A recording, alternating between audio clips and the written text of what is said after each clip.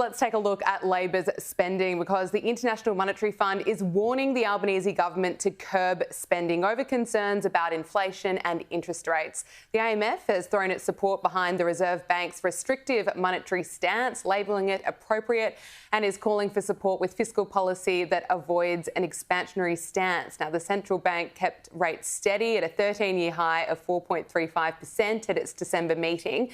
And the warning from the IMF comes after a mid-year budget update from Treasurer Jim Chalmers that revealed a projected $27 billion deficit. Kel, is Labor listening? They can't really seem to get their spending under control. If the International Monetary Fund needs to say it, when they've been hearing it from every economist and the RBA for the last 2.5 years, 3 years, I give up. They're not going to. So what we need to do, it's Christmas time, is thank the three wise men of Christmas: Chris Bowen, Tony Burke and Jim Chalmers.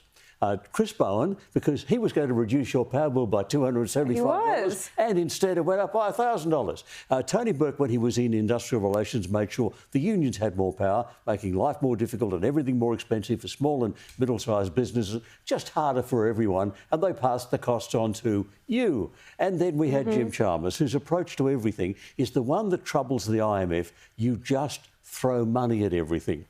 What we're experiencing now, and what you experience when you try to buy stuff for Christmas, it's the hard landing we weren't supposed to have.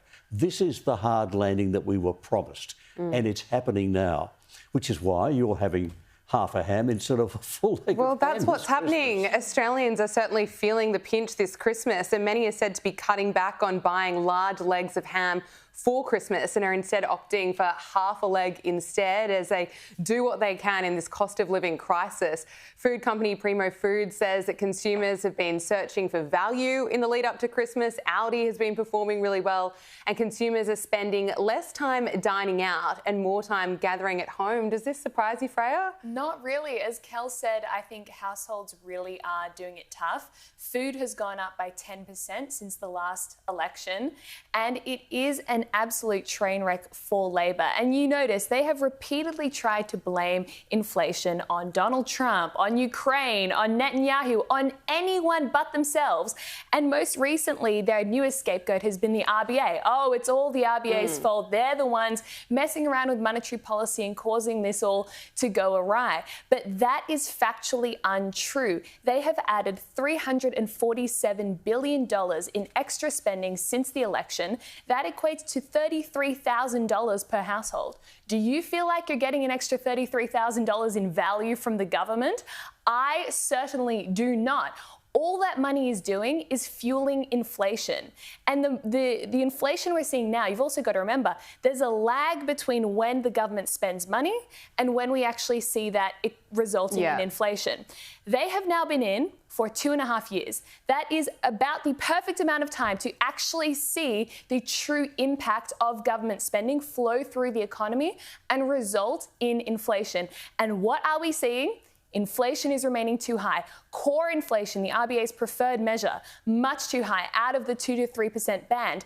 And we know this is an Australian problem because it is a homegrown inflation problem. Inflation on products produced and consumed here is higher than inflation on products we're importing from overseas. So we know this is an Australian problem. We know that this is a result of government spending. And unfortunately, we know this government will look for anyone to blame but themselves. And it's sad, Kel, isn't it, when we're really seeing this play out at Christmas time and people have to cut back? Well, they're maxing their credit cards. What people know is, if we're going to have Christmas this year, come January, we will, and February, because we'll still be suffering the pain then, they max their credit cards, is what people do, because you've got to give the family Christmas and you've got to give the little kids Christmas, and so people do that. Don't you reckon, Gabrielle, come the next election, all Peter Dutton has to stand up and say is, do you feel better off now than 3 years ago? And he's got a one. Well, absolutely. That's what Trump said, and that certainly helped him get elected. But he makes a point. It's felt right here in Australia, and I think everyone can relate to that. I don't know how many people are better off right now than they were 3, 4 years ago. Please let me know. We're going to have a show of hands. Oh, nobody's better off than they were 3 years ago. No one. It's sad, isn't it?